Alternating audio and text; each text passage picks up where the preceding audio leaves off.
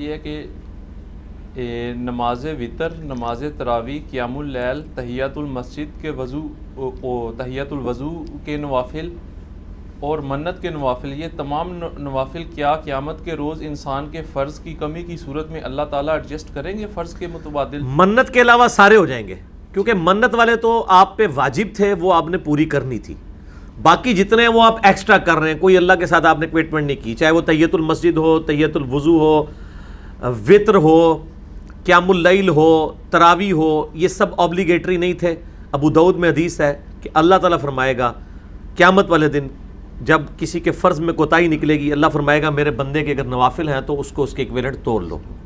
اور یہ یاد رکھیے گا احادیث میں صرف دو ہی ٹرم ہے، فرض نماز اور نفلی نماز. یہ سنت موقدہ، وطر، یہ ساری ٹرمز، وطر کی تو چلے حدیث میں ملتی ہے، وہ بھی نفلی عبادت ہے. مولا علی علیہ السلام کا قول ہے المصنف ابن ابی شیبہ میں کہ وطر سنت ہے، سنت ہے، سنت ہے، لیکن مت چھوڑو.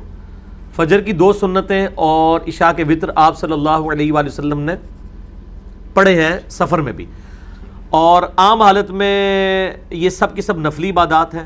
نفل عربی میں کہتے ہیں اضافی نماز کو. اس لیے آپ دیکھیں جو جماعت المسلمین والے ہیں نا، ان سے اگر آپ پوچھیں نا کہ ظہر کی نماز، وہ کہیں گے ظہر سے پہلے 4 نفل، ظہر کے 4 فرض، پھر 2 نفل، پھر 2 نفل.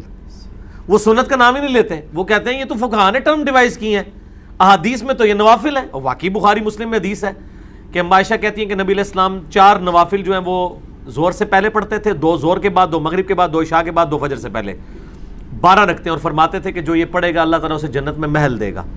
تو یہ 12 رکھتے فضیلت والی ہیں. میرا ایک یوٹیوب پہ کلپ ہے باغیوں کو، بے نمازیوں کو نمازی بنانے والی ویڈیو، اس میں میں نے یہ ساری چیزیں کھول کے بیان کی. کیوں جی جماعت المسلمین والے نفل ہی کہتے ہیں نا، بلکہ وہ تو اس کو بدعت سمجھتے ہیں. اگر کوئی سنت موقدہ کہہ دے، وہ کہتے ہیں نہیں، یہ کہتے ہیں نا سنت عمل کو کہتے ہیں. ہاں، سنت عمل کو کہتے ہیں.